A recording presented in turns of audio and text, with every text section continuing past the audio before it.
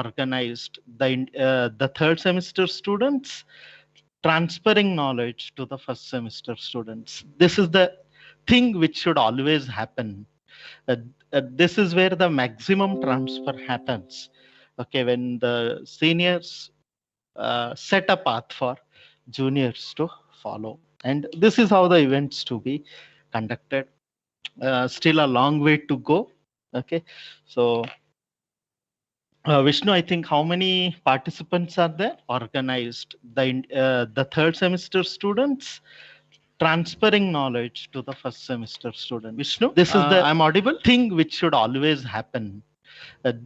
This is where the maximum transfer. So how many participants are there? Okay, when the seniors set a path for juniors to follow, and this is how the events to be good. And participants still a long way. How to many go. Are attending? Okay. So Vishnu, I think how many participants are there? Organized the third semester students, okay, transferring knowledge. Very nice. So such a Vishnu. This is the I'm audible thing which should always happen. Yeah. So this all is the where 9 the members, maximum. So how many participants are there? Thank you for taking up this initiative. Okay. Come back to me regarding the workshop, like how it has reached. Okay, say all of you, the robotics is nothing but the world of tomorrow. Okay, the tomorrow world belongs to robots, as well as engineering belongs to robotics. And one way to start knowing about programming or start knowing about robotics is Arduino. Okay, so this Arduino is very simple to use, all of you, a very simple to use microcontroller, and it runs on Linux, Windows, variety of platforms. It is open source. Okay, it comes with a IDE which will help you to quickly connect with a board, the hardware which has an Atmega 328 microcontroller. Okay, so it is a fun actually working on an Arduino microcontroller. So it's a good initiative. Say this microcontrollers open a world of embedded system and robotics, where embedded system is not there. Say your washing machine has an microcontroller, a small embedded system present. Washing machine has a microcontroller or a small embedded systems. Microwave oven has a microcontroller or a small embedded system. So everything is say microcontroller dominated world. It's a good initiative. So this Arduino say gives you a glimpse of microcontroller to all the students. I think computer science students are there here, electronic students are there here, mechanical students are there here. See, all of you, it is very much relevant. This workshop will be very much relevant to all of you, and this triggers that thirst for say robotics in you. Okay, so I convey the start of this workshop. Okay, and all the best to my student team who have on their own taken up this initiative, okay, of transferring knowledge to all the first semester students, okay, as well as third semester students, you can say. So all of you attend, get the maximum out of it. Okay, I wish you all the best. I transfer the stage to our uh, Phoenix Club to take over. Okay, happy learning to all of you.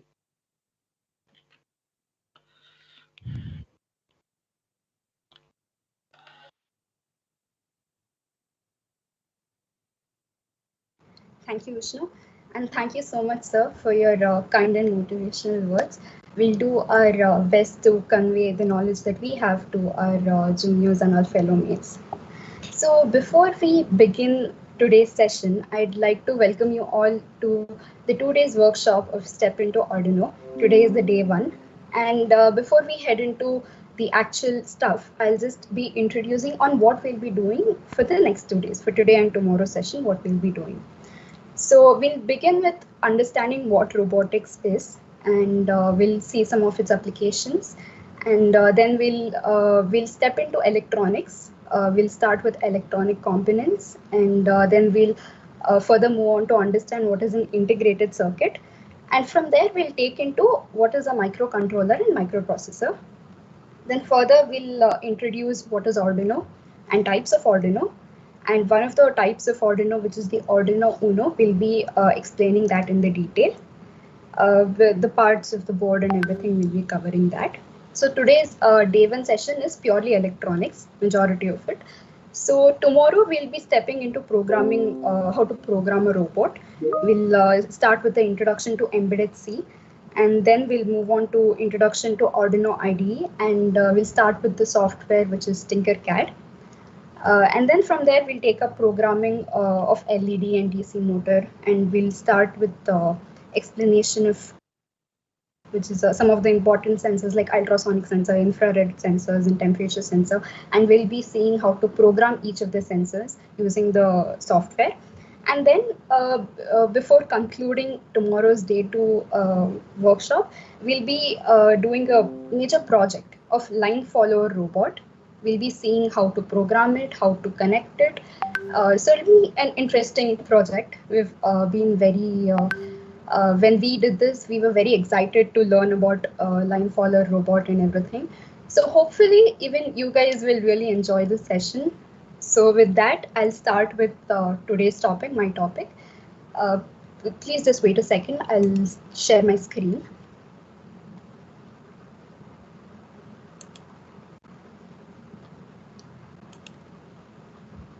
Is the PPT visible? Excuse me, guys. It's visible, Shreya. Yes. Thank you. So Yes. with this, we'll start with the today's session, day one of the programming. Sorry, day one of Step into Arduino workshop. So let us begin by understanding what is robotics. So robotics, to begin with, is a very fascinating field, right? So it basically involves building various types of robots using a lot of advanced technologies, which is now available. We know about Internet of Things, IoT, and as well as artificial intelligence. But let us not get into IoT and artificial intelligence. Let's start with basics first and see where and all robotics is first used. So we all know that robot is just a machine, which is, it specifically performs a given task. So can any of you tell me where and all we use robots, like its applications? Either check it with just a second. Either put it in the chat box or just unmute and tell.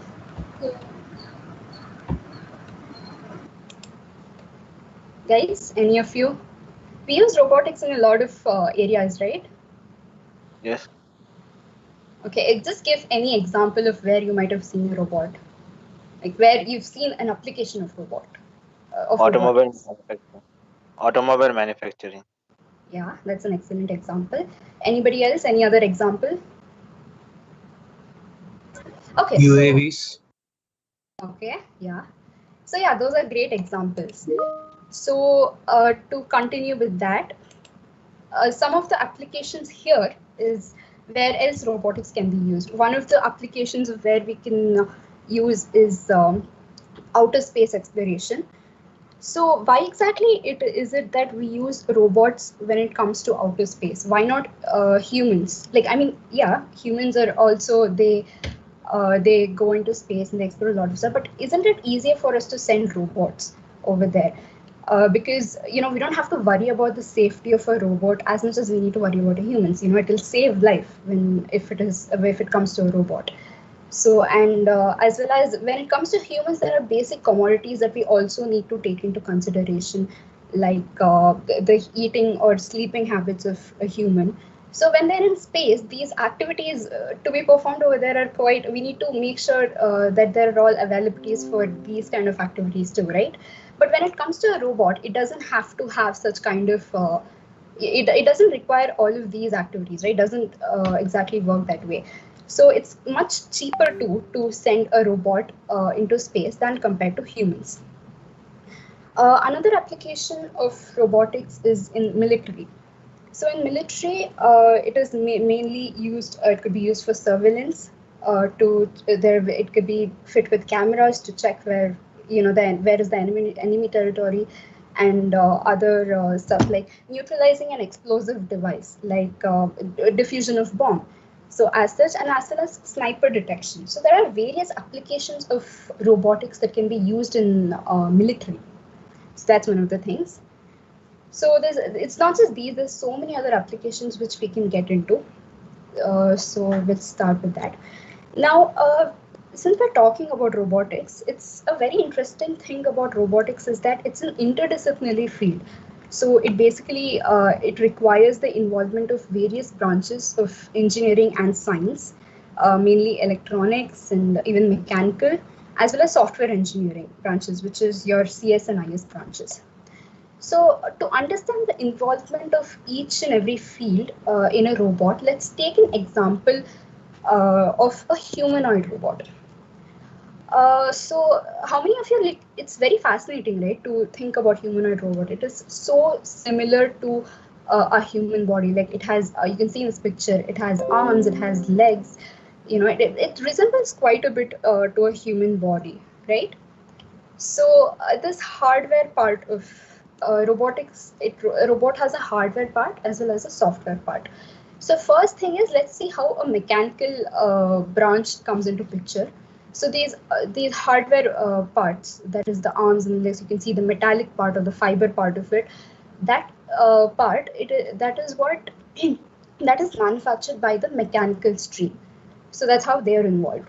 Then when it comes to operation of a humanoid robot, like it is quite similar. Like I said, it's quite similar to a human, right? It is capable of moving forward or moving backward, and it's also capable. Some of the robot, when a humanoid robot was initially developed, it was only capable of movement like a human. But further, when it was developed further, it got the abilities like speech recognition and all those stuff, which means that if a human speaks to the robot, it has the capability of understanding what the human is saying, process the information, and give out an appropriate output or the appropriate response. So how does electronic come into picture? We'll see that. So like I said, the movement of the robot, like its hand movement or the leg movement, how does in any robot or in any device, how does movement take place? Can any of you tell? How does movement take place in any device, in any machine? What is a specific device that is used for it? Motor. Yeah, exactly. A motor. So this is where your electronics, you use motors for the movement of the robot. And as well as like the brain part of it. Like there's a saying that while in a human body, it's blood that flows through our body. In a robot, it's electricity that is flowing through it. So then again, it has the brain part, which is your microprocessor and microcontroller. We'll get into what a microprocessor and microcontroller is, but that's how your electronic part is. You're basically the instructions that is given to the robot over what it needs to be performed. It is performed by the electronic field of it, using the electronic devices. Now, you need to give the instruction, right? The instruction for the robot to either to move forward, to move back, or give a specific response. How is that instruction given? So that is done through the software part of a robot. That is your programming. So here's where your software engineering branch comes to place. You give it the specific instructions through a program, like move forward, move backward. It is programmed and it is given to the electronic part, and the electronic part ensures that the specific task takes place. So this is how this humanoid robot was. This is how we can get to know that all the important, the software and the branches and the electronic and mechanical part of it is involved. Now, why do we use, like, see, we've seen that there are machines and robots that are used in factories, right? Factories and manufacturing industries. Why is it that we trust the robot to be used in these factories more than humans? Like, what is the advantage that humans have over machines, which is why we go to machine as an alternative instead of humans? Can anyone Accuracy. Yes, that's one of the things. Accuracy. Efficiency. Yep, efficiency, right. Can So undergo. efficient in what ways? Like, what is this? The human, what is it? Their tendency, so which does not match the robot. So yeah, basically the efficiency part of it. Yeah, because see, humans, they tend to take sick leaves and as well as breaks. They take breaks in the middle, right? And they might be not punctual, right? So all of these, they affect the industry. Like every minute or every second that's wasted over there, it adds to production time being reduced. So that's one of the reasons why we depend on machines, robots in the manufacturing industries compared to humans. The accuracy and efficiency is correct. The other thing is, yes, it is highly efficient, which means that we'll get maximum productivity. Also, a human is not capable when you have to perform a repetitive task. When a human is performing a repetitive task, they can't be 100% sure that the result that they get in the first task will be exactly same as the result that they get in the second task, right? So which that is where your efficiency lags. So but whereas in a robot, as long as the program does not change, as long as as long as the system does not change, with every repetitive task the output will be same. There is no lack of efficiency over there. So yeah, it's highly efficient. So due to its high efficiency, the productivity, there is no stoppage in the productivity, and as long as the power consumption of the machine is as it's supposed to be, the productivity also will be very high. So one of the other industries where it is best to use robots instead of humans is chemical industries. Why? Can anybody tell me why we use robots instead of humans in chemical industries? They can undergo They are extreme prone to dangers. conditions. Sorry? They can work in extreme conditions. Exactly, yes. So these in chemical industries, they give out harmful gases, which are very. It could cause a lot of diseases when it comes into when a human comes into contact with such gases. It might cause hazardous diseases. So it's very dangerous for humans to be in factories like chemical industries. So robots are clearly the better alternative over here compared to the humans. So this was all about the robotics part of the. It was just an introduction to robotics. Now let us get into the electronic part of the robotics. So to understand the whole electronics, like we spoke about Arduino, right? Today's whole session is about Arduino. But what is an Arduino? Arduino is a microcontroller. Now, what is a microcontroller? To explain that, we're coming from stepwise so that you'll understand everything. So what are electronic components? What is an electronic circuit? Can anyone just give an definition?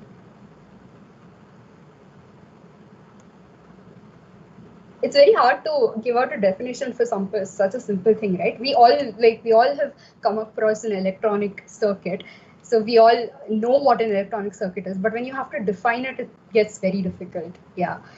So anyways, it's an electronic circuit is nothing but a combination of all the electronic components.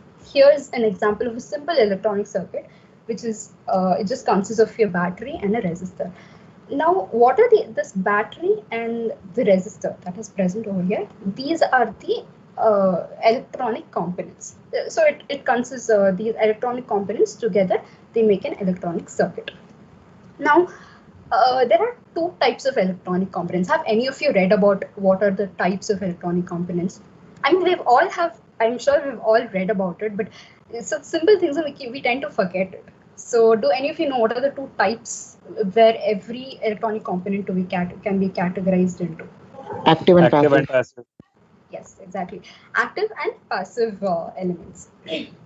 So every electronic component that is present that can be used in the electric circuit comes under these two categories. It is either an active element or it comes under a passive element.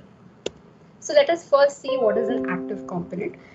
Active components are nothing but the elements which are capable of amplifying or processing an electric circuit, a signal that is in the electric circuit. Like if suppose you take a current that is flowing through a circuit, an active component ensures that the flowing current is amplified, or it makes sure that the current is flowing through the entire circuit as per the requirement.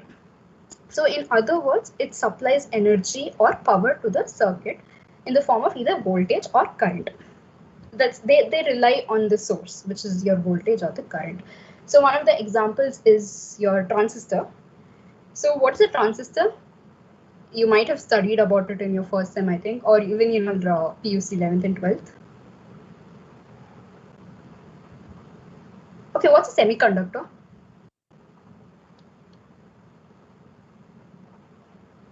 Anyone? What's a semiconductor? A device that conducts with the flow of both minority and majority charge carriers. Yes, so it's an in between of both an insulator and a conductor, right? So it allows few of the charges to flow through it. So transistor is nothing but it's a semiconductor device which is used for amplifying a signal or even in switching a signal, but here we're focusing on the amplifying part of it. So a transistor makes sure that the the current that it is written, the electric signal that is written, it is amplified and it flows through the entire circuit. So that's why it's an active component.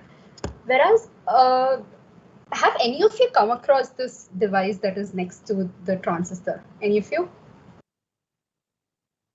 Do you guys know what this device is?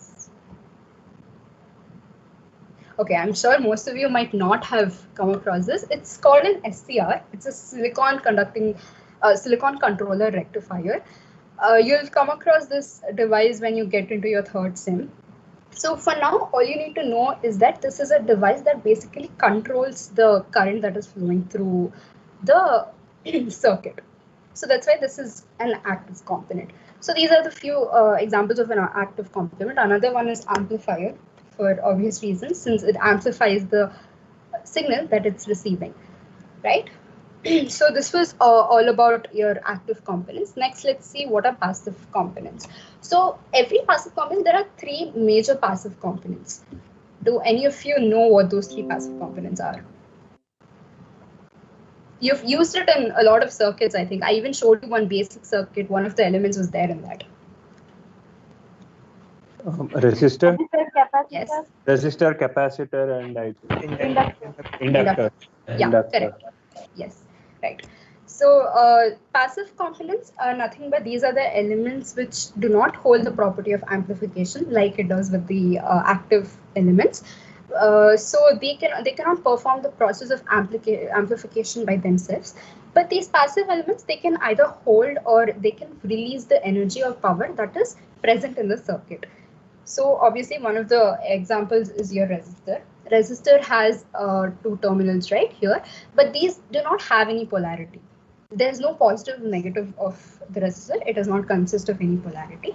So what's a resistor is an electronic component, right? What it does is basically it opposes the flow of current. So that's how it's controlling the energy that is flowing through it. That is, it holds the current, it reduces the current that is flowing through it, right? So which means it opposes the flow of current. Yeah. So it also manages to control the voltage levels in it. Can you guys tell me which law it is based on? Resistor managing to change the levels of Ohm's law. Ohm's law. Yeah. What is the mathematical expression for Ohm's law? V is equal to I. Correct. V equal to IR. Yeah, so V is equal to IR. So this means that it's related to both voltage as well as current. So I mean, as it reduces the as it controls the current, as the current reduces, the voltage level also changes, right? It's interdependent. So the next passive component that we talked about was the capacitor. So this is the symbol of a capacitor, and this is how it looks. When you come to your third semester, you will actually see these, how a capacitor looks like, and you'll use these devices. So a capacitor, it's not like a resistor. It has polarity. It's dielectric, which means it has a positive as well as it has a negative. Excuse me, just a second. Yeah. So it has a positive terminal and it has a negative. So that's why it's called as dielectric. So capacitor is a passive component which is capable of storing and releasing electric charges. So like I said, it has two plates. This is the plate and this is another plate. And can any of you guess, it's separated, right? The positive and the negative plate over here, it is separated. Can any of you guess what is over here? Dielectric medium. Okay, what is that medium? What Air. is? Air or any other.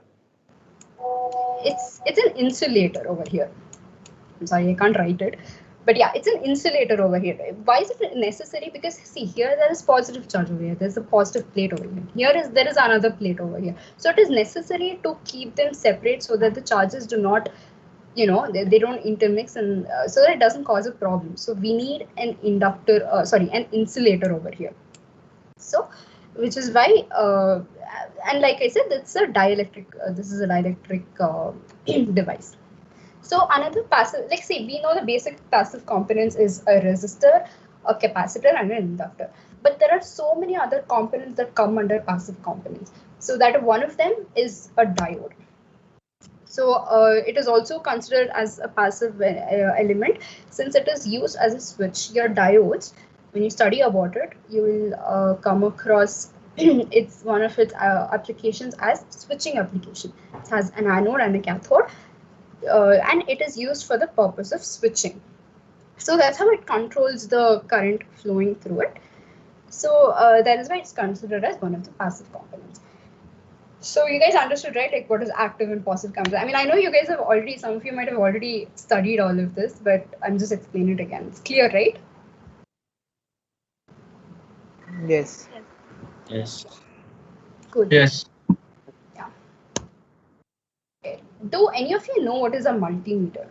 Have any of you used it in your 11th and 12th labs or somewhere? Yes. It's a device which is used for various measurement like current or voltmeter. Exactly. Voltage. Yeah. Yes. So multimeter is a device that is used to measure the electrical properties like voltage, current, and resistance, like you said. So this is the device. It is how it looks for people who have not used it or who don't know about it. This is the device. This is the display. This is where whatever the element that you're measuring, its value is showcased over here. And you can see these two probes, right? This is the positive and a negative probe. The red is the positive probe and the black is the negative probe. So you connect these two probes according to their polarity to the device. If suppose you're measuring the value of a resistor that's given to you, you connect these two wires to the either end, to both the ends of the resistance, and you can see a knob over here, right? Here there are various knobs to measure various parameters. So you will set this knob to the place where resistance is there. It will be written as to calculate the resistance. You will set this knob to that, and then you would have connected these probes to the resistor, and this end would be connected to the device, right? So once it's set to the resistor, you will be able to see the measured value of the resistor. So similarly, it works on the capacitor. It could be used to calculate the voltage, and it could also be used to calculate the current, right? So this is how this works. Right. Now, okay, let's move on next to what is an integrated circuit. So so right now we saw about all the electrical components, right? So do any of you know what is integrated circuit? Have any of you studied about it so far? Anyone? The circuit which is in the form of minute chip, on which we can perform various operations. Yes, that's one way to put it. Yeah. Okay. It is a circuit which is embedded in a PCB board. Okay, yeah, that's more technical. Looks like you know about this. Yeah. Okay, so integrated circuit is nothing but, so we studied about all the electronic components, right? So all these components, there are many applications where you will require thousands of components. Like for example, we saw the transistor, right? There will be a particular application where you'll require thousands of transistors, thousands of resistors, and thousands of diodes. So you can't, it is very difficult for you to practically place all of there are thousands of transistors and everything together and then to actually perform the circuitry, right? So it is very difficult. So this is where your integrated circuit comes into picture. So an integrated circuit is nothing but an assembly of electronic components which are interfaced as a single unit or as a chip. So this is an example of an integrated circuit. Just a minute. Right? So this is your integrated chip. It's a chip where your all the electronic components that we talked about so far, just minutely, they're all present on this. The various of them that are present on the integrated, on the chip. It's a small chip which consists of a lot of electronic components, right? So it means that both the active and passive components, they are interconnected as per the requirement, as per the kind of circuit that you want, and it is built on a thin layer of silicon. Okay, can you see this picture over here? So this is an integrated circuit, this whole thing. Here are you can see these lines, right? These are your connecting wires. So this is how the interconnection between all the elements are done as per the requirement. And here you can see silicon, and here above it is a chip. So basically all these components that they are using, you're placing all of them, you're placing that on a silicon material. Why is it that you're putting all of these components on silicon? Is that silicon is a very, very good semiconductor, right? So in case of an integrated chip as such, which consists of thousands or millions of transistors and consists of so many electronic devices, you require it to be both a conductor and an insulator. Some of the transistors, they require insulator capacities to work properly. So that's why you're placing a thin layer of silicon below it, and above that is the chip that you're placing, which consists of all of your the components, the electronic components. So in other words, silicon, it acts as a base for the IC chip, and the resulting Excuse me. Yes. Can you please explain like why just placed on why semiconductor like silicon is used once again? Okay, so silicon is used because see, silicon is a very good semiconductor, right? It has both it can act both as an inductor as well as a capacitor. So, sorry, insulator and a conductor. Sorry. So there are some of the transistors that are present on the chip, right? So these transistors require insulators. To perform, it requires some of the insulator capabilities. So that is why you use a silicon chip. Plus, it acts as a good buffer to all of the connecting ones. It helps in connection. So that is why we use silicon. Right? Is it? Okay, fine. So then over that silicon chip, over silicon, you're placing the chip, which consists of all the electronic components. So the resulting, see, you can see how small the circuit is, right? Over here, you can imagine better how small the chip is. It's a fingernail, and on top of it, you're placing a very small. It's probably not even like, it's maybe like a quarter of a centimeter, or it could be in millimeters. So that's how small this chip is.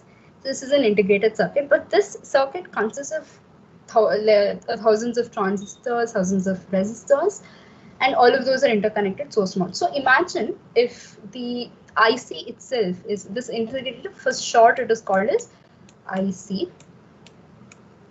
That's what it's called in short. So this IC, when the IC itself is so small, then imagine the components that are present in it.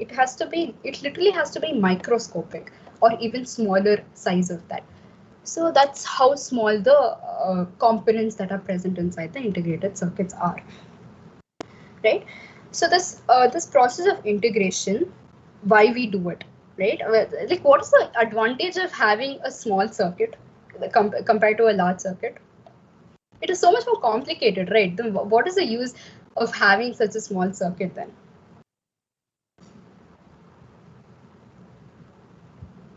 Anyone? Why do we require such small minute circuits? Reducing in size. Yeah, it's reduced in size, but why? Like, is it better for the applications, or how is it? It's better for the application. Right? Yes. Boards will be too bulky and they are going to take a lot of space then. If we are putting. Exactly. Yeah. So when you see it in an application point of view, if you want to create a circuit, if you want to just create any device, it is better if it is not bulky, that it is lightweight, and it is better if it is small size, right? So it is more portable, you can carry it anywhere, you can use it anywhere. So this is why integration is a very important process. So it allows the circuit to it allows a lot of devices, like so many of the transistors and all, to be in a very minute space. So it saves a lot of space, like you said. Yes. So if you take for an example a large scale computer, it requires millions of individual components like the transistors and maybe even the resistors. It requires so many components, right? So like I said before, it is almost impractical. It is impractical to place them individually, right? So it'll become a very big circuit. You can't carry it anywhere. It's not portable. So it's an impractical thing to do. So this is why we go for an integrated circuit.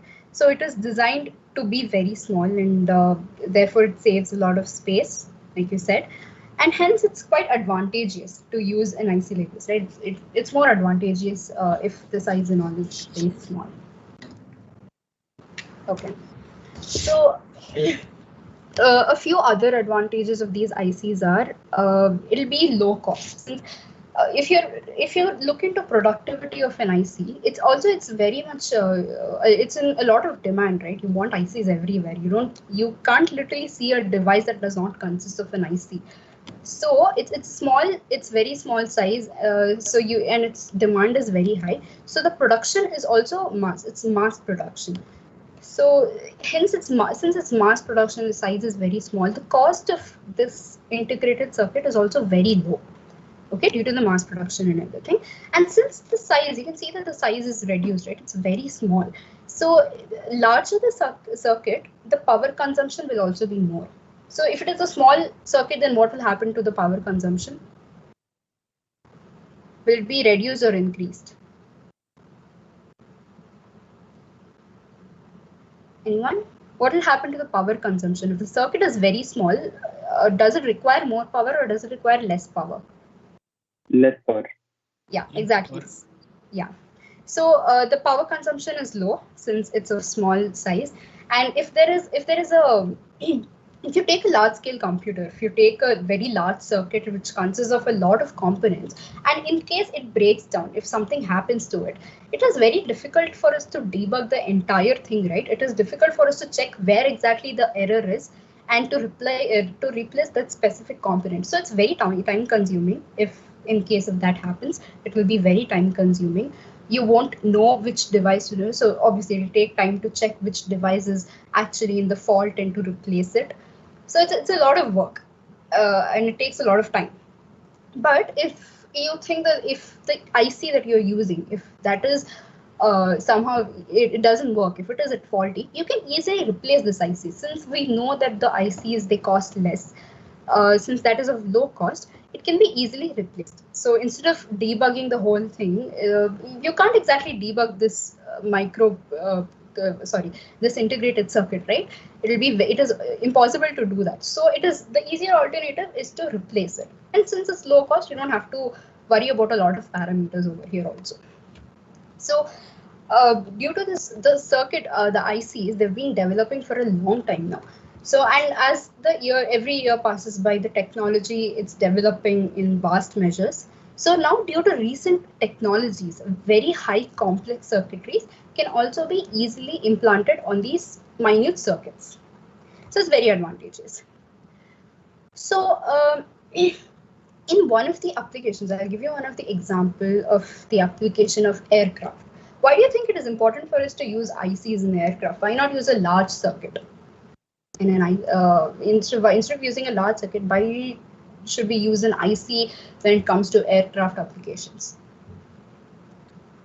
How should an aircraft be? Like, should it be bulky? Should it be of lightweight? What are the parameters to be looked into? It should be compact. It should be, yes. So it should be lightweight, it should be compact. So it's easier to use an IC, right? Since the components in the aircraft, they must be very small and lightweight. It should not, the device, the components that we're using, the device itself that we're using in the aircraft, if that only proves to be disadvantageous, then we won't have any aircraft application at all. So the components that we're using in that is the IC that we're using in that, it'll be lightweight. So that's why we go for an IC when it comes to the application, aircraft application. And also these ICs are highly efficient, since we are capable of constructing large complex circuitries on these small it is highly efficient. Okay. And when it comes to, this is not actually important, it's just one of the facts, you can say. When it comes to designing an IC, it's such a small size, right? And if you're designing a very complex circuitry, you can't, a human would find it very difficult to design the circuitry of an IC, since it's small size and there are so many components present. It's better to use a software tool. Now, you might be studying your CAD, right? Your engineering graphics subjects. So that is where that software tool is used for the designing purpose of the integrated circuit. Right? So some of the ICs, some of the examples of ICs is IC 555 timer. You might have studied that. It is used for delaying and for the pulse. It is pulse generating. It is used for that. And the other example of an IC is an operational amplifier. So these are the two. This is just two of the examples of an IC. Okay. So some of the most prominent ICs which we're going to talk about today are the microprocessor and microcontroller. But before we move on to that, let's first understand a few terms. Okay, what is a bit? Do any of you know what is a bit?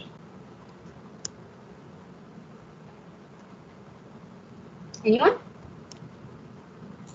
The smallest memory unit. Okay, yes, the smallest, just a second. Right. Yeah, it's just a bit is basically just the smallest and most basic unit of data that is used for the process of computing. So this this is a single unit of, sorry, it's a single unit of data that can be stored or that is used for computing purposes. So bit is nothing but, if you expand bit, it means that it's a binary digit. Binary means 0 or 1. So when you take a bit, the basic data that you can take into a bit is either 0 or it will be 1. That's it. You can not take any other decimal number like 2 or 3. But however, you can convert that data into, you can convert the decimal number to binary number and then you can store it. But it won't be in a single bit. If suppose, I'm not sure if do you guys know how to convert bit to decimal to binary and binary to decimal? I want more replies for this because I need to know if you guys know it or not. Let me check the chat box. How many of you know how to convert binary to decimal and decimal to binary? Put it in the chat box if you guys know. Okay, only one yes. Chirag, you've raised your hand. Is there anything you want to share? Okay, so I've got 2 yeses. Fine. 3. Okay. So let's take. I won't be explaining in brief how. I won't be explaining in detail how you convert a decimal number to binary number. So let's just take an example of a number 3. 3 is a decimal number, right? If you need to convert it to binary, you'll take it as 2 power 0. Please excuse my handwriting in this. Plus 2 power 1 plus 2 power 2. Okay. So now 3 can be taken as what? It is 3 can be written as 2 plus 1, right? So what is 2 power 0? 2 power 0 is 1. What is 2 power 1? It is 2. So it will be stored as 1, 0, 1, 1. So here 1, 1 represents your number 3. So that's how you convert it. You don't necessarily have to understand how the conversion is taking place. So just for now, you know that any decimal number that you want to give as an input, it is converted to binary and then it is taken into consideration. No matter where you do, if you're doing programming and if you're giving an input of 2 or 3 or 4, that data that you have given to the computer through a program, that data is converted into binary digit, a binary input, and then it is taken into consideration. So this is a bit. Here you can store 0 or 1. And then 8 bits, 1, 2, 3, 4, 5, 6, 7. So there are 8 bits. 8 bits together will be 1 byte. Right? So in 8 bits, you can store the numbers, like in decimal, if you consider, you can take it from 0 to 255. You can store up to this value. So this is what your bit and byte means. And also when you're representing a bit or when you're representing a byte, bit you represent it with a small b, whereas a byte you represent it with a capital B. Okay. So this is a little bit of information about bit and byte. Let's move on now to a microprocessor. So you all know what is a CPU, right? Can one of you tell me what is a CPU?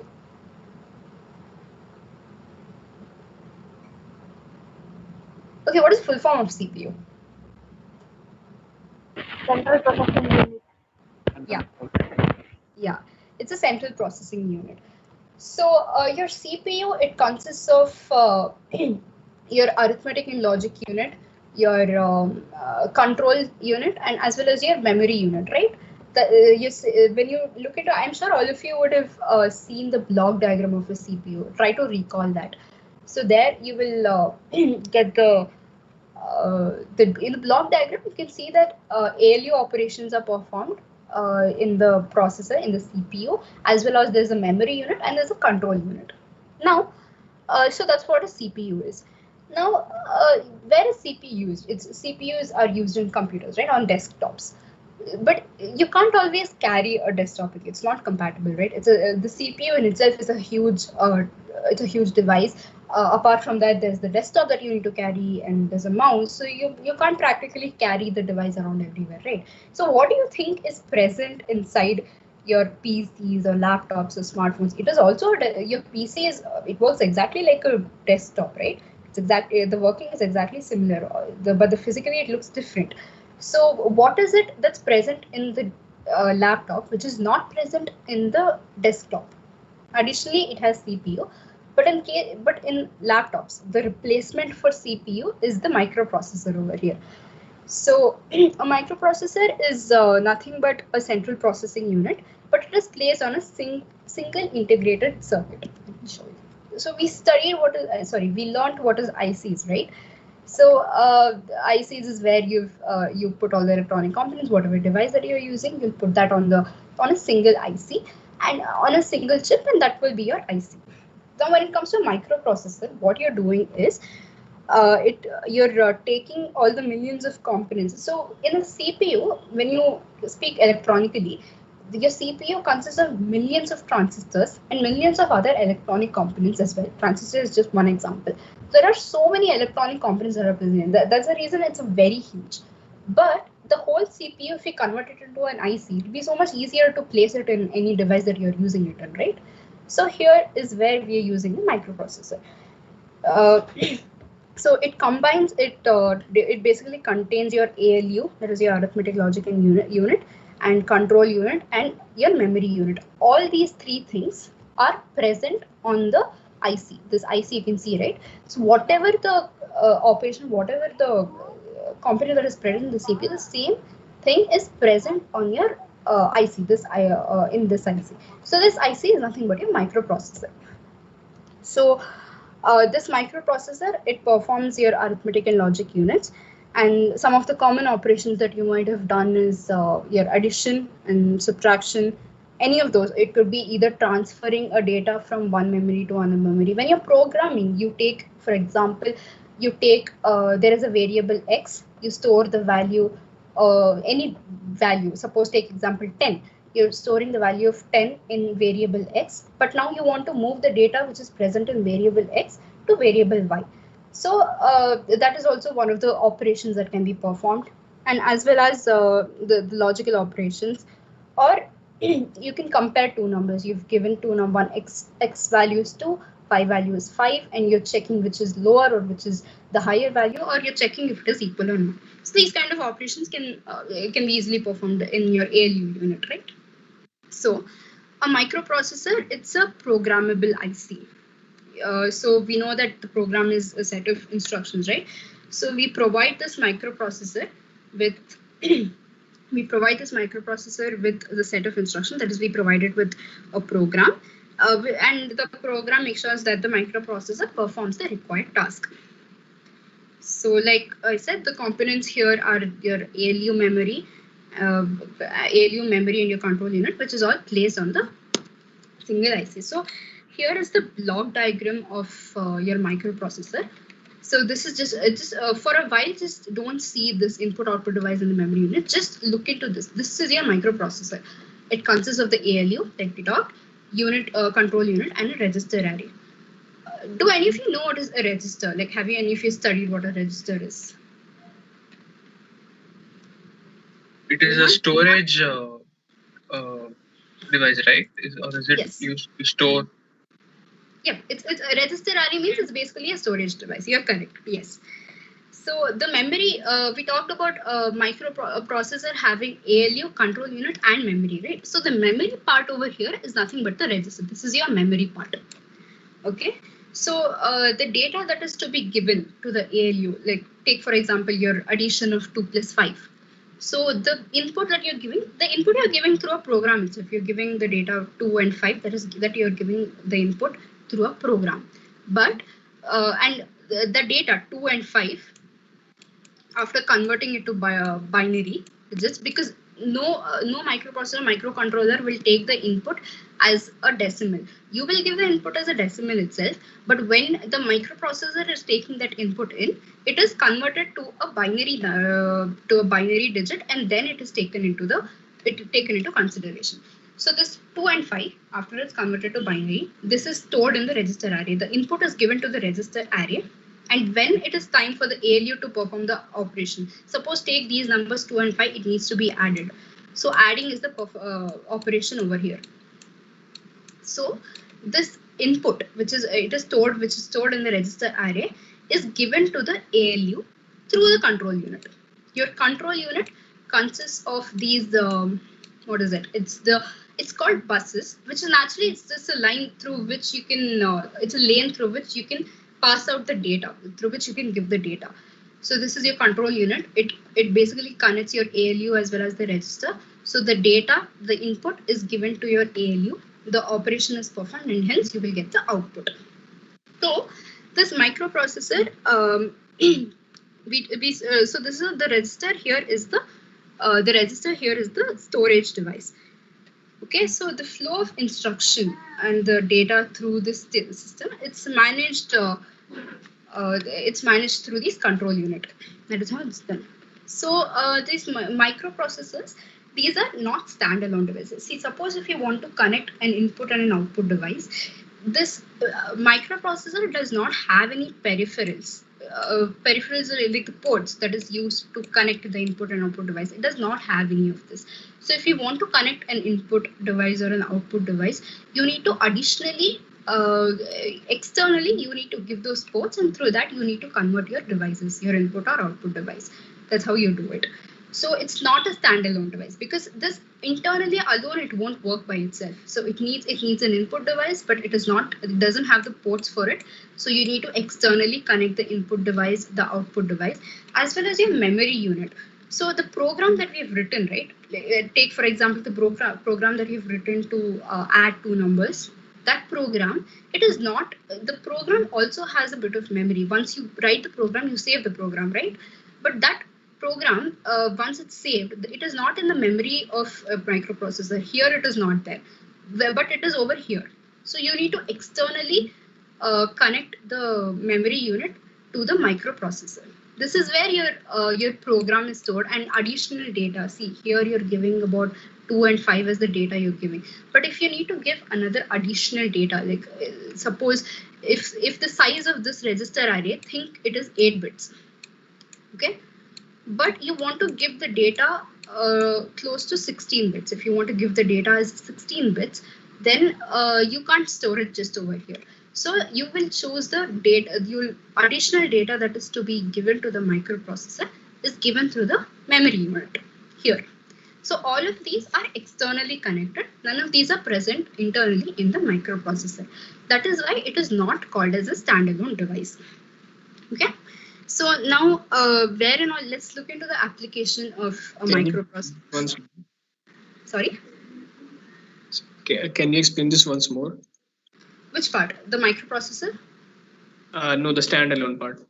The standalone. Okay, so here you can see that this alone, this whole part is the microprocessor, right? Now you need to connect input device and the output device. Your input and output device, you can't directly connect it into a microprocessor. So to connect any device, you need peripherals, you need ports, right? So this microprocessor does not consist of those ports. You can't connect the input device internally to the microprocessor. So this connection is done externally, as well as your memory unit. If suppose the register here in the microprocessor is only capable of storing about 8 bit of data, then your memory, but you want to provide 16 bit of input. If suppose you want to give the input a 16 bit, but the register array is only capable of storing 8 bit of data. So in that case, the other 8 bit that is to be stored, the other bit is stored here in the memory unit. So that is why, since your memory, additional memory unit, as well as your program memory over here is stored over here. It is your program that you're giving to the device. Once you save it, it is not saved inside a microprocessor. It is saved externally in the memory unit, as well as your input and output peripherals, the devices to be connected. You can't connect them internally. So since all of these are externally connected and it's not present internally in a microprocessor, your microprocessor is not a standalone device. It cannot work just by itself. It needs other external help too. Did you get it? Yes, thanks. Yeah, cool, no problem. So this is how the microprocessor works. These are all the external connections that are to be made to the microprocessor.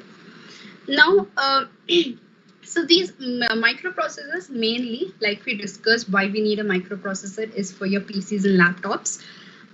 It's so that it is easier if you have such a small circuitry which is implanted into a device. The device will be portable and it is easy to carry around.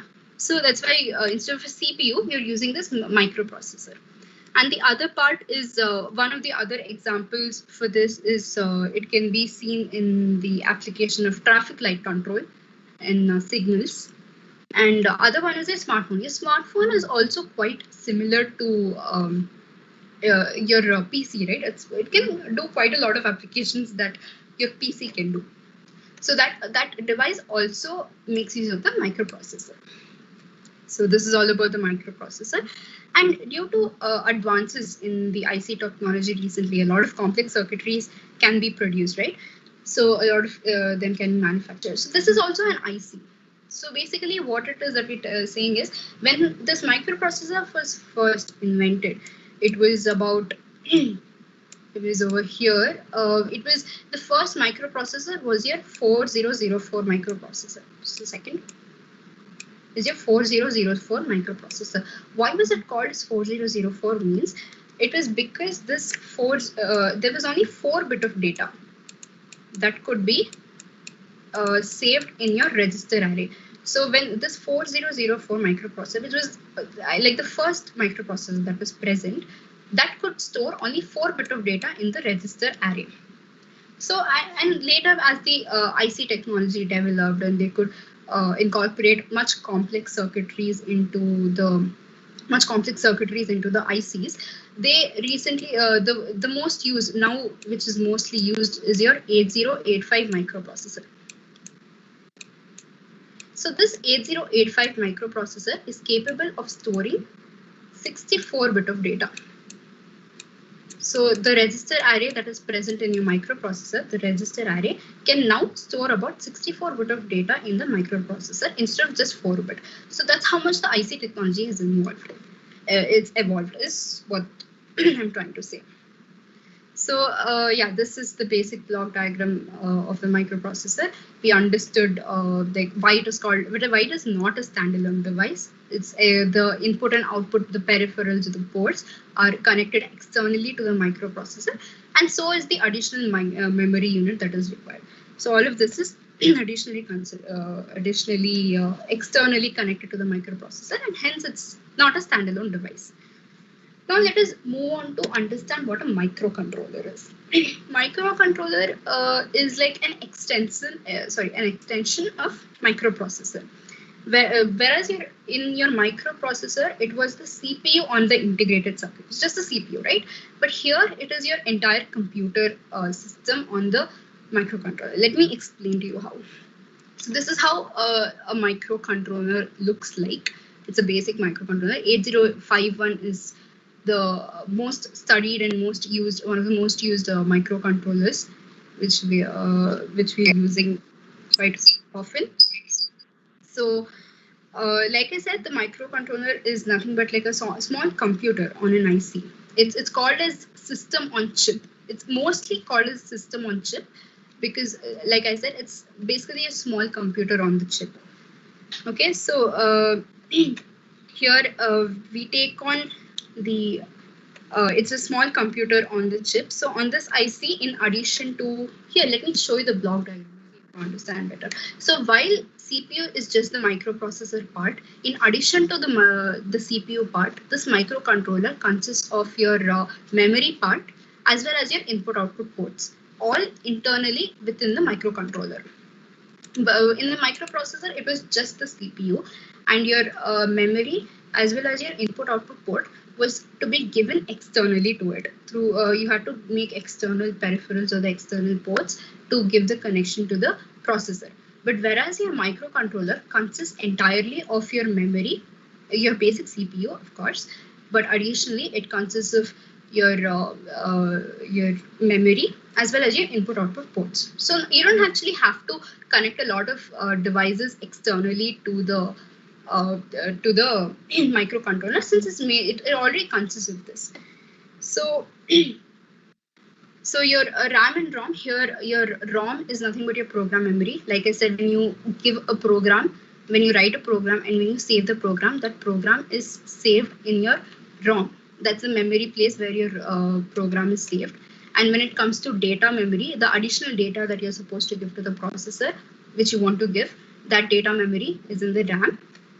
And so all of these are already available on this is your IC. On your IC, not just so this is your IC, and on your IC, it's not just the microprocessor that's present. Additionally to that, all these memory as well as your input-output ports is also present on your IC chip. Okay. So one more thing about one thing that I forgot to tell you about a microprocessor is that a microprocessor is capable of performing multiple tasks at the same time. But whereas in microcontroller, you can only perform one task at the given particular time. Please excuse my handwriting. So.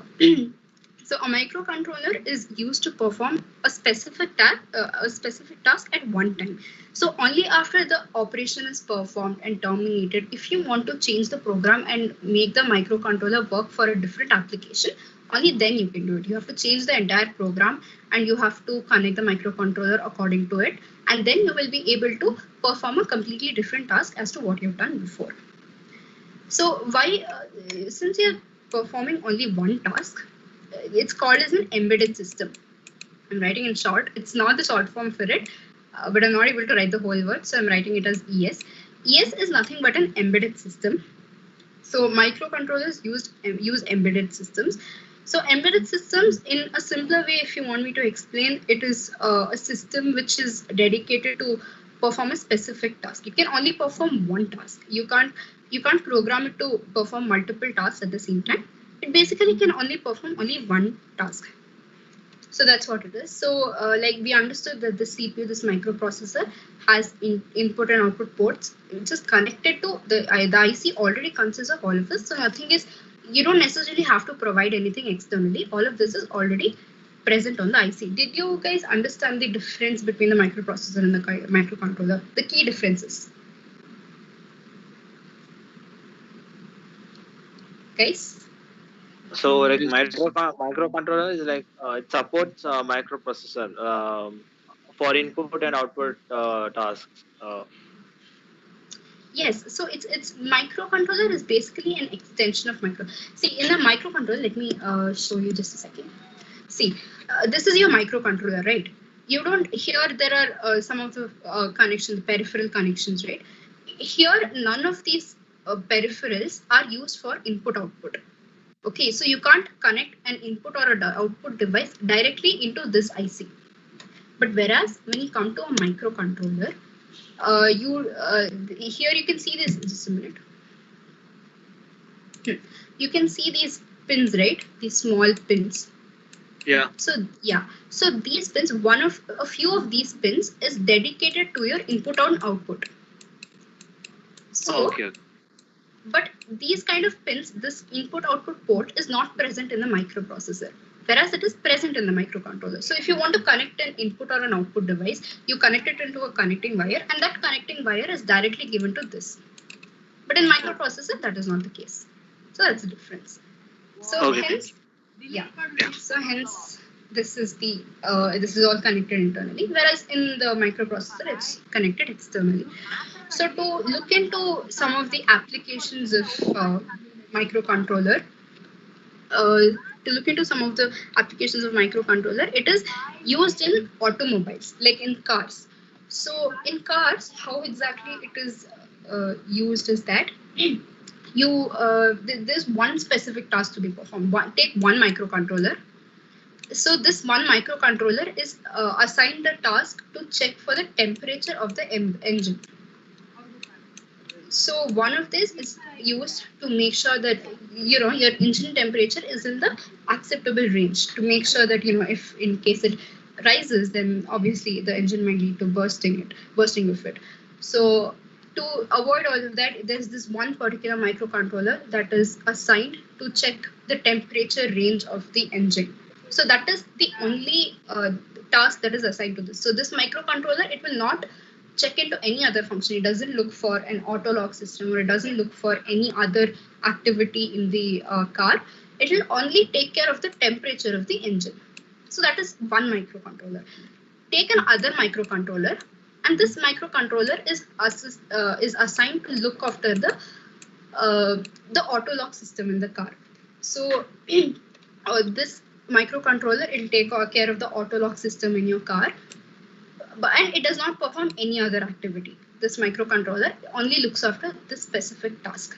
So that's what I mean when I say that a microcontroller, when it is given a specific task, it cannot be changed. The task, it keeps repetitively performing the same task. It does not perform any other function.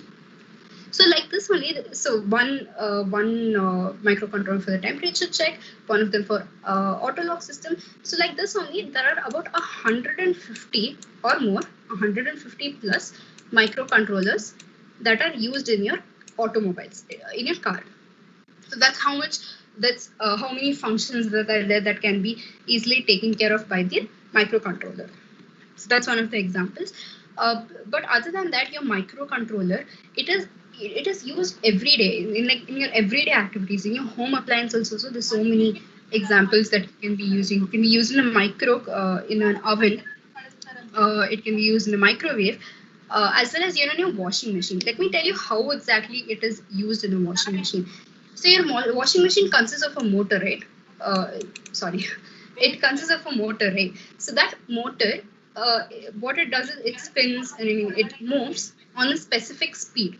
So what your microcontroller does is one of the microcontrollers is used to specifically monitor the speed of the motor present in the washing machine and to change it accordingly. Now, suppose if you want to put it on spin mode in the washing machine, the speed will obviously differ, right, from the regular washing.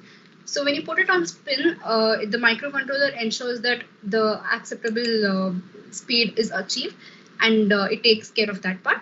And when it is in when it is in the regular mode, the speed of the motor will be different. So all of this part is monitored by your microcontroller. So that's how it is. It comes into the application part of it. So do you guys understand until now the application part of microcontroller, how it is used in an automobile or how it is used in your home appliances like in your washing machine? Guys? Yes. Yes, it is clear. Cool. Yeah. So this is the block diagram of the microcontroller. With this, this is just the last part. Your microcontroller is the series. This company called Atmel, which basically it gives out. They basically produce this AVR, which is a family of microcontrollers. This is the company that produces microcontrollers, and the family of those microcontrollers is AVR. And this AVR family consists of an Atmega series. Okay, those are the kinds of those are different kinds of microcontrollers. Here, one of the example of the microcontroller is Atmega 16. At is nothing but Atmel. Here you're using mega to denote that it comes from the AVR family, and that the 16 is nothing but your memory. When it comes to Atmega 328, it's a similar. 80 is Atmel. Mega is to denote that it comes from the AVR family, which was produced by Atmel company. And this 328, this 28 number is nothing but the number of pins that are present over here. So this is all about your microcontroller. Some of the basic differences between your microprocessor and the microcontroller is one of them is the circuit size. The circuit size in microprocessor is very large, since you're using a lot of external elements into your processor, right? So the circuit size will also be huge. But whereas when it comes to your microcontroller, all of them, just a second, all of them, they're compactly present into your microcontroller. So hence the circuit size will also be small. So since the circuit size here is in the microcontroller it is small, and in the microprocessor it is huge, the cost of the microprocessor due to a large circuit will also be high. Whereas in microcontroller it will be low, right? Similarly, what will happen to the power consumption? Can any of you tell me? You know the circuit size, right? Now which one is bigger, which one is smaller. So what will happen to the power consumption? Microcontroller will consume comparatively less power than processor. Exactly, correct. So the power consumption in the microprocessor will be more due to the circuit size, whereas in the microcontroller, the power consumption will be less. Exactly. So this is the end of your introduction to the electronic part of it. So with this, do you have any doubts? Do any of you have doubts?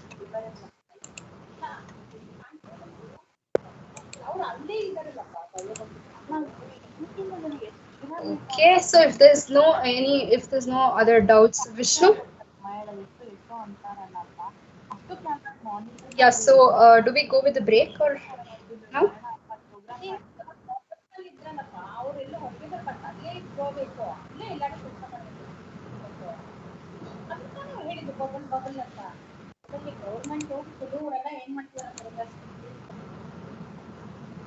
Arduino is an microcontroller, right?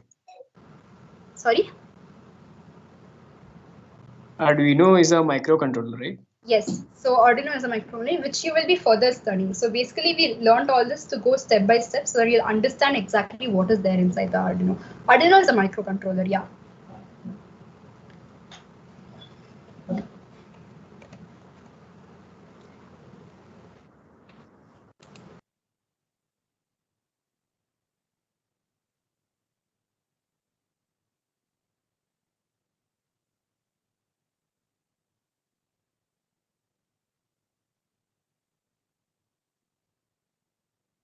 I'm good.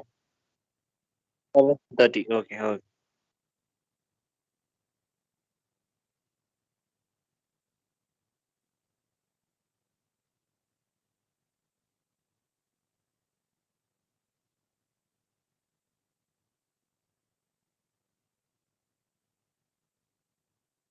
Already 7:30, right?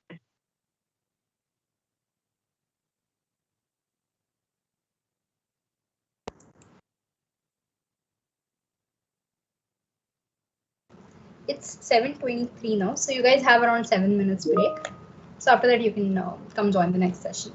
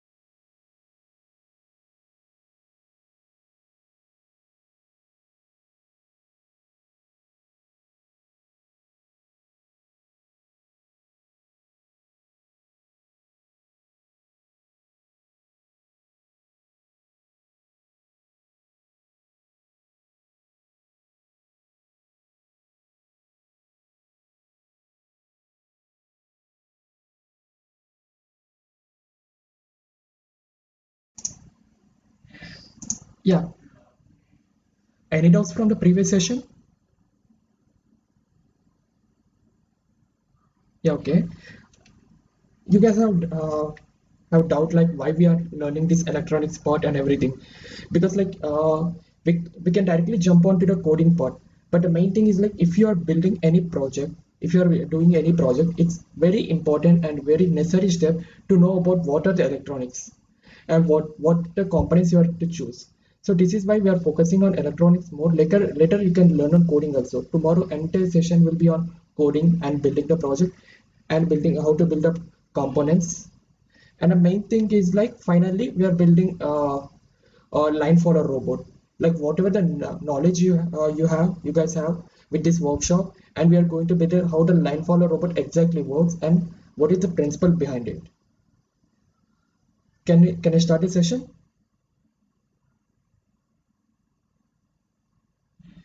Yeah, okay. Now, what is Arduino? Have you guys have you ever listened the word Arduino?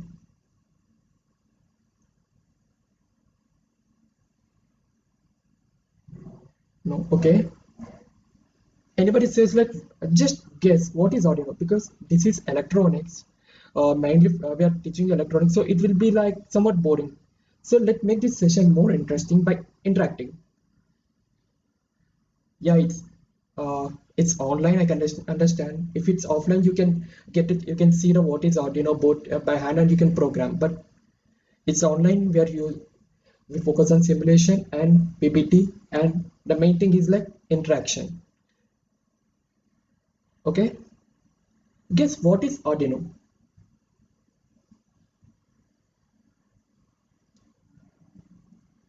Yeah, but not exactly.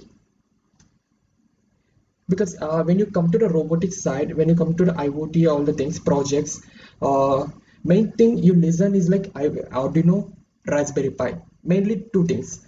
But everybody think like Arduino is a microcontroller, but it's true for some reasons and false for some other reasons.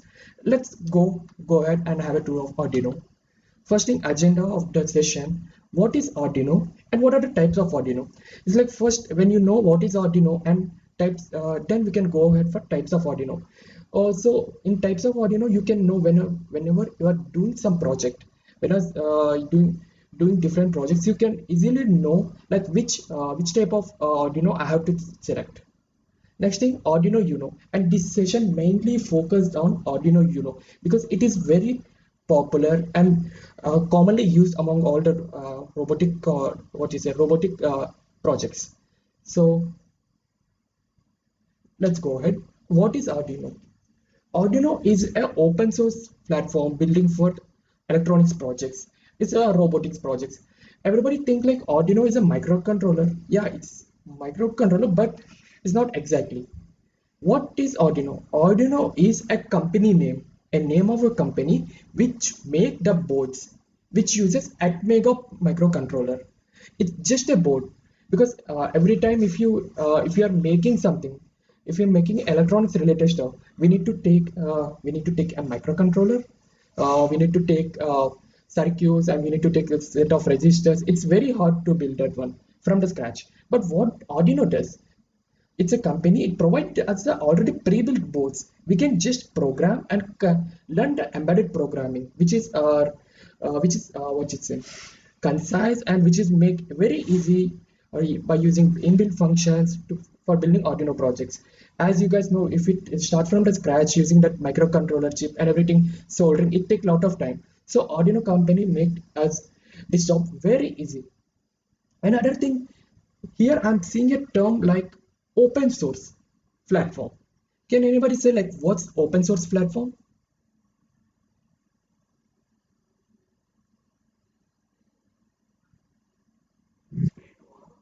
Yeah, yeah.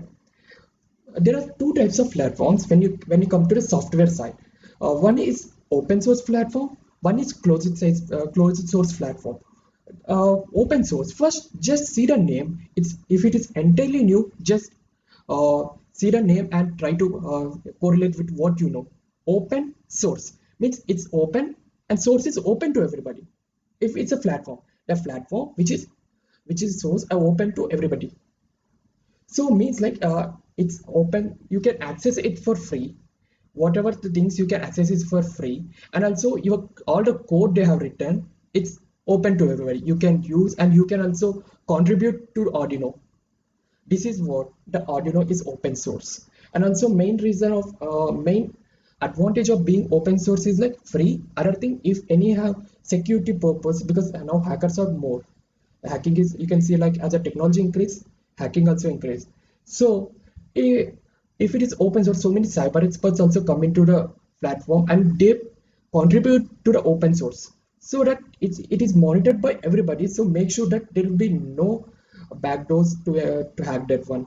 So this is a yeah, okay, sure. Now is my voice is audible? Yeah, because if it is open source, there are so many cybers. I'm not talking only about Arduino. If it is any software is an open source, main concern about every software company is its privacy and cyber security to keep every use secure. So if it is open source, there are so many experts or so many developers or so many cyber experts are contributing to the open source. So there will be there are so many members to monitor the security patches, and also any hidden backdoors or added like any vulnerabilities, so they can easily fix that one by contributing to that. So this is the main use of open source platform. Okay, now let's go. What can Arduino do? Is okay, we are learning Arduino, but it's really worth of learning Arduino. Let's see. And because after seeing this slide, you can feel like why we should learn Arduino or not. First thing, have you ever played a Rubik's Cube?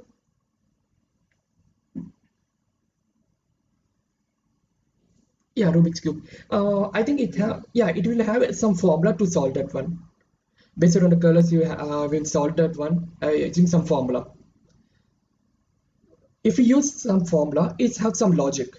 So if we have some logic, we can give input to the computer. But you guys think like this is practical thing. How can you do?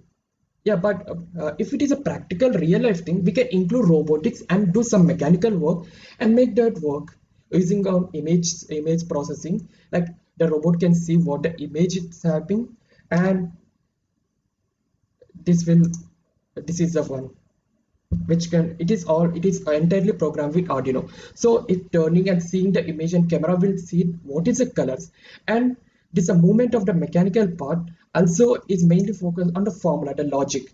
If some colors are there and how to rotate, the rotations, everything will be based on the logic which you programmed in the Arduino. Whatever you program, that according to that this works. So Arduino helps to bring your ideas to the real world. Next thing is like, okay, this is very fascinating as very amazing project. Like, okay, generally we can fly the drone. It's okay, we can buy the drone, but Arduino can do one thing very fascinating. Like you can use your concentration, your brain, your mind to control the drone. Based on the concentration, where you concentrated, the Arduino you can build a mind controlled drone.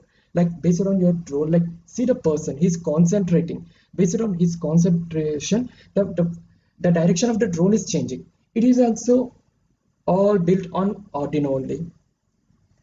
It's look like a very crazy and very fascinating project. Next thing is like this is very cute to look, and it's just small part of mini humanoid robot, and it's like it's entirely work on Arduino. Can I just have an interactive session, like what is making the legs to move in specific direction?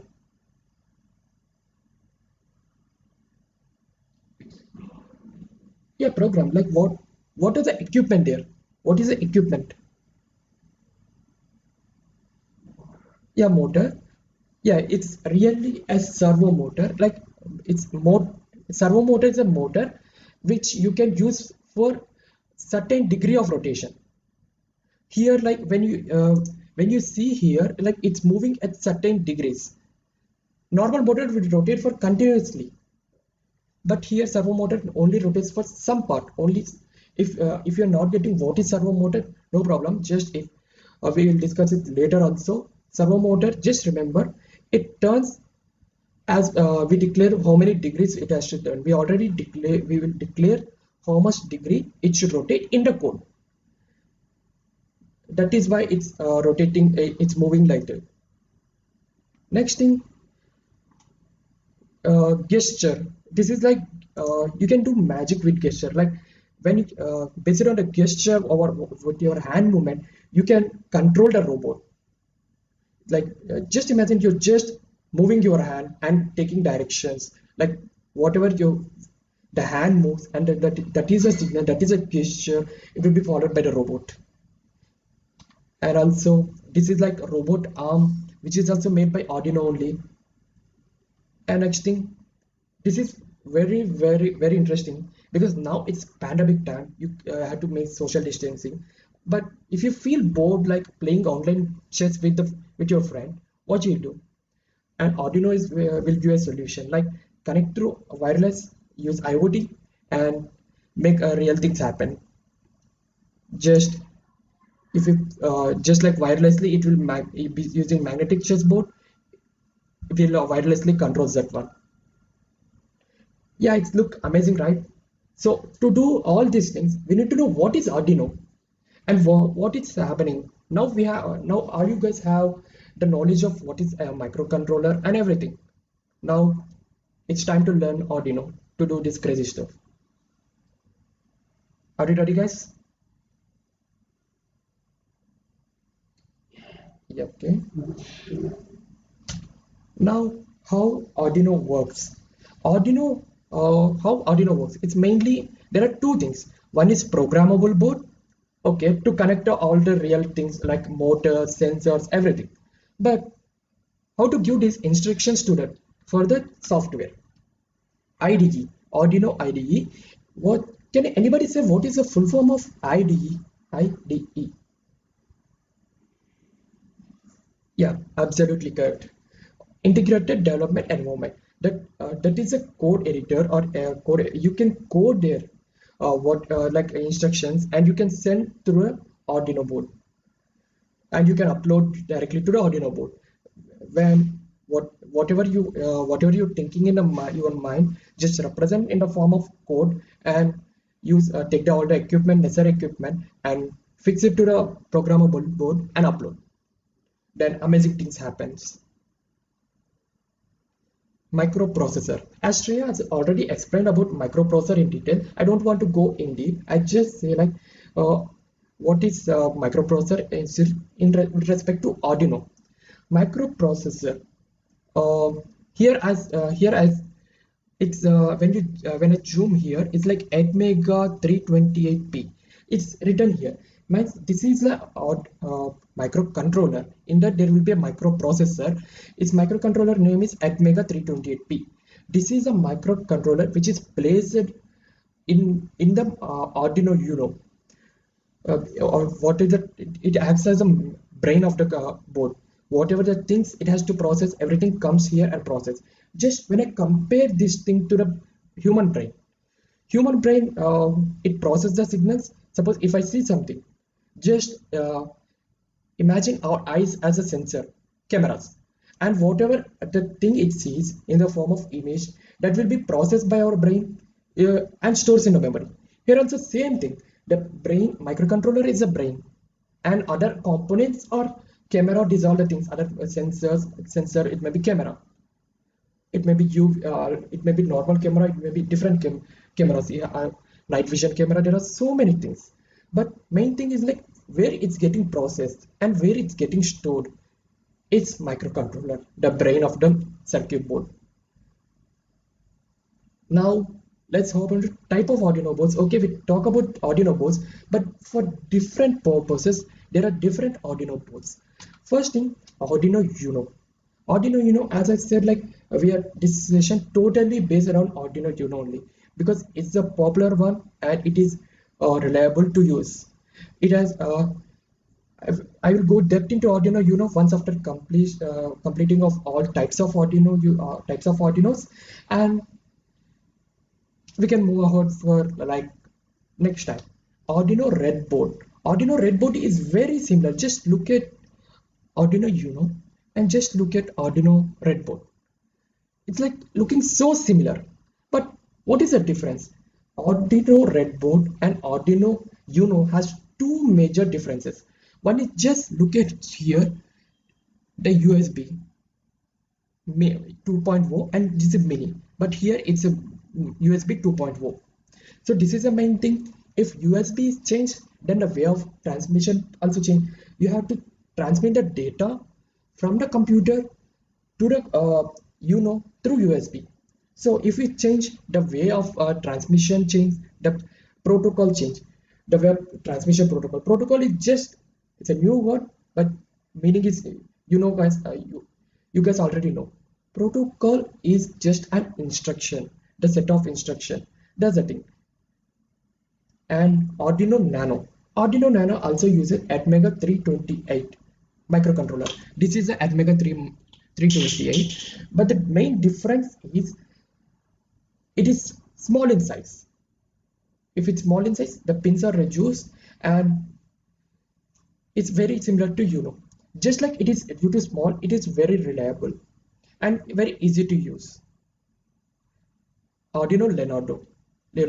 Arduino Leonardo is the first microcontroller, like first board, which is made by Arduino Uno.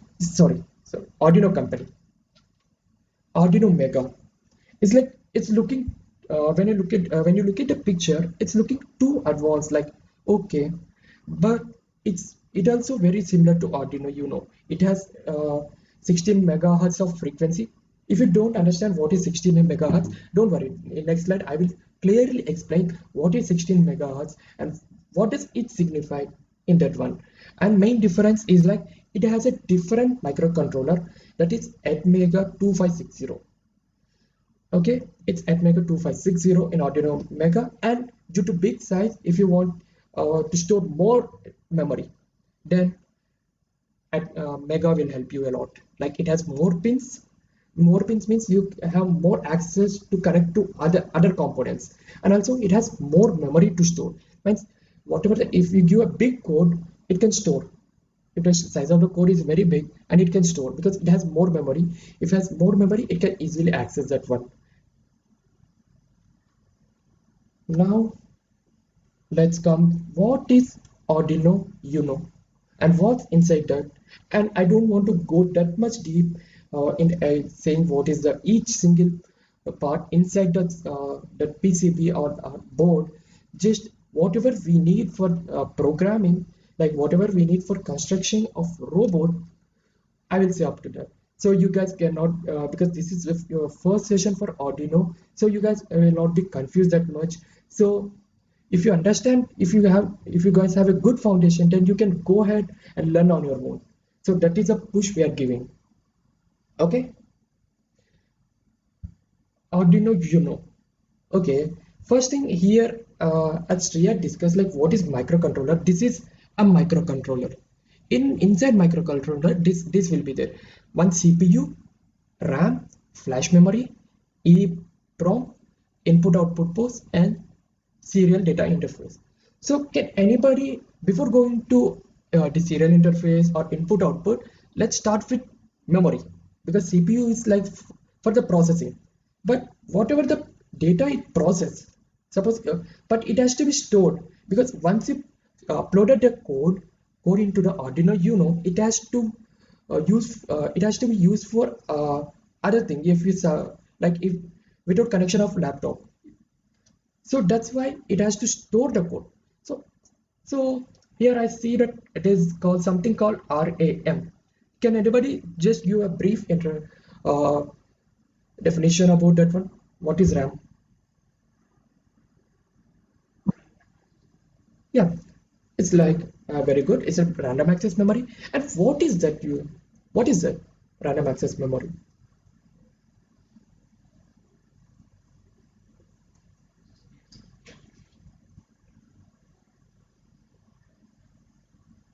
Yeah, okay. Yeah, it's a very good point. Uh,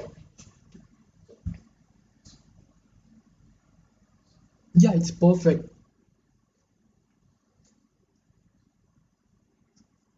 Yeah, it's perfect. I think you know already about the Arduino and all the things and the memory. Okay, let me explain. RAM, random access memory. Okay, let's why to why go before going deep into the RAM and flash memory and these all the things. I just want to say the memory. Memory is like divided into two types: volatile memory and non-volatile memory. What is meant by a volatile memory?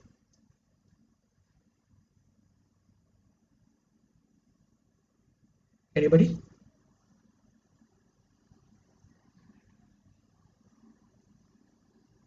Yeah, exactly. Volatile memory is like if you uh, if you store something, if suddenly the power goes off, if there's no availability of power, then memory also not available. Memory also will be deleted. It will be not available. That is a volatile memory, and in that category, the RAM comes into that category, and flash memory and EEPROM is like this comes under non-volatile memory. If the power goes off, then if the power comes back, then it can restore the memory. The memory will not be erased. Because if why we are keeping these all the things, why can't we keep just a RAM or flash memory? There's some reason, because like if, any company manufactures something, it does something with purpose. So let's explore why they kept these other things. Random access memory is like accessing something very fast. Whatever in computer, whatever in the directory, it search for, it access very fastly. But the main drawback is like it can't able to store the memory when the power is not available. Okay, and Arduino Uno consists of 2 KB of RAM. Okay, and flash memory is like it's non-volatile and also it stores sketches. What is sketches means? Arduino's whatever the code you have, that will be stored in flash memory. Like when you remove the connection between the computer and the Uno, when you remove that connection, what happens? It has to store. If you give some power supply, we can't every time what you say connect the Arduino Uno to computer. We need to once we have to up once we upstart when once we uploaded the code, we will be connected to the some power source to just power the Arduino Uno, not to program. So to that, it has to store the code. That will be done by flash memory. And that will be flash memory is will be reprogrammed. The reprogrammer, suppose if you upload a new code, it will be rewrite by the new code. That's the thing. Until you re-upload the code, the same code will be stored, whether the power is available or not. Irrespective of the power, it will store in a flash memory because it has some use. Because that's the thing. And EEPROM, anybody can say what is this one?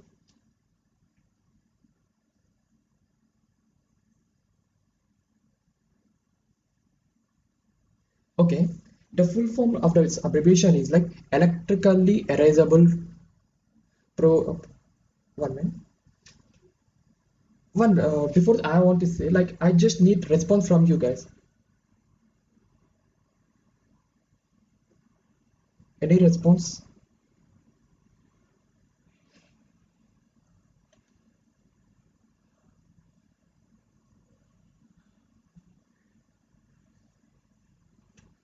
Yeah, perfect. Can you yeah, do you guys know what is this full form?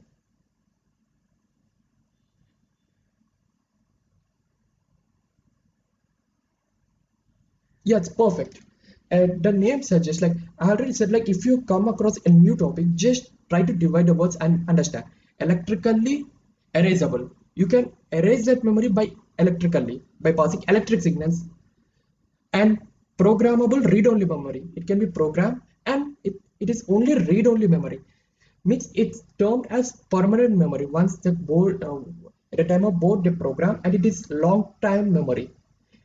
In simple words, I can say that it is permanent memory. That's the thing. And also this some amazing fact, like how long can you use Arduino? You know how many uploads you can do. There's like 100,000 times.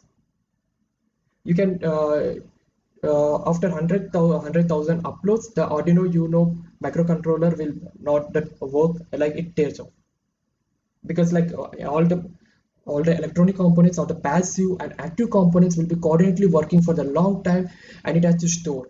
So flash memory will only work for 100,000 times, 100,000 uploads. That's like if you upload daily and it take 27 years. Again, you can use Arduino, you know. It's like it's a simple amazing fact. And what is RAM doing here? Just accessing. Yeah, somebody said like initializing variables, storing variables. Okay, it's absolutely correct. The code is stored here, but the variables, everything, if you turn on the if you power the Arduino, you know, it will be starting from the initial variables. It starts reading from the starting onwards. If suddenly power goes off, if the computer, like if the microcontroller is processing at line number 20, then if power goes on, like it not start from line number 20, it goes on the stop, because all the reading memory will be erased. That is done by random access memory.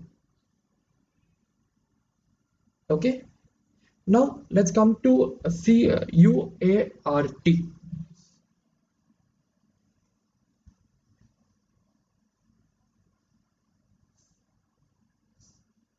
First, no, it start from first. Yeah, okay. Now I will come to what is meant by UART. Anybody knows what is UART?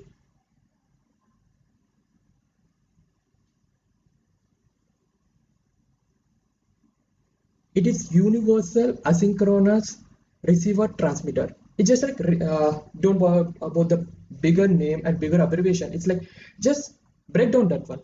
Universal. It is universal. You can universal to use.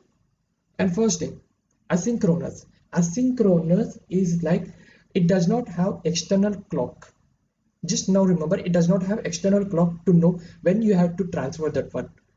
I think it does not. If you don't understand, no problem. It does not make that much difference.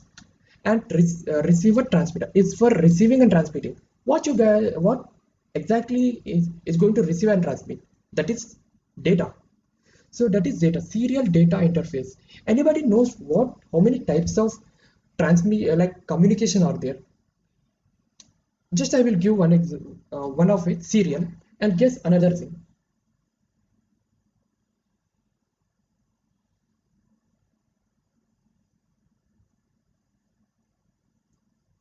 Hello guys. Okay. Yeah, okay. The data transfer will be done in two types. One is serial, and what is the second one?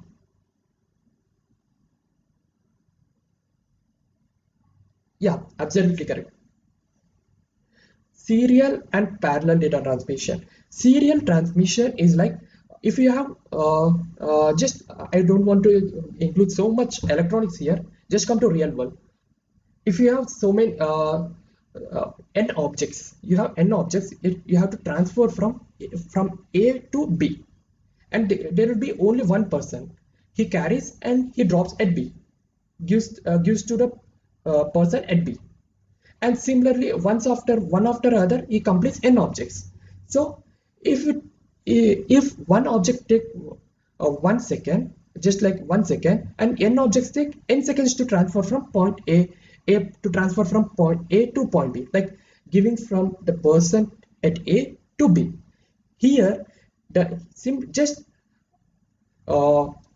imagine objects, data in place of objects. You have to transfer n bits of data from A to B, and B acts as transmitter and receiver. Transmitter is like it sends a signal. Receiver, it received a signal. transmits the signal and receives one after other.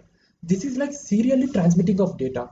When it comes to parallel transmission, there are so many n number of receivers. Like at A point, there are so many persons to transfer, and at B, there are so many persons to receive that the objects. So here also same thing. There are so many transmitters and so many receivers parallelly. All the data is transmitting. So if you have parallel, it takes less time, but the main problem is like you should need so many transmitters and so many receivers. But when it comes to here, there is serial transfer of data. Whatever the data transfer taking in Arduino, it may be when you code all the things from the computer or from the computer, you upload the data, it will be like transferred serially, one after other. Like that is the thing. When the data is come to the microprocessor, it in or out, it may be from into the microcontroller or out of the microcontroller. I just give an example. If you want to make a temperature project, like using temperature sensor, you want to make an app to say what is the temperature, because I don't want to trust on Google. Sometimes it take wrong values. And AccuWeather, the famous one of the weather app. So I want to make my own application. So I need temperature sensor. Temperature sensor reads input. So what the data is transferred to the microcontroller from the temperature sensor. Yeah, that is you're getting the data from externally. That is giving as input to the microcontroller board, and output is like you giving power in a motor or LEDs. Just for example, LED, the signals will be transferred or the data will be transferred from the microcontroller board to the LED. If you guys don't understand, no problem, we are going to teach that how to code tomorrow, like about how to code temperature sensor, LED, these all the things you can easily understand. Now just say like temperature sensor is gives input and LED is giving output. That's the thing, in and out data. And input output ports, you guys know like what is input and output. Okay, any doubts?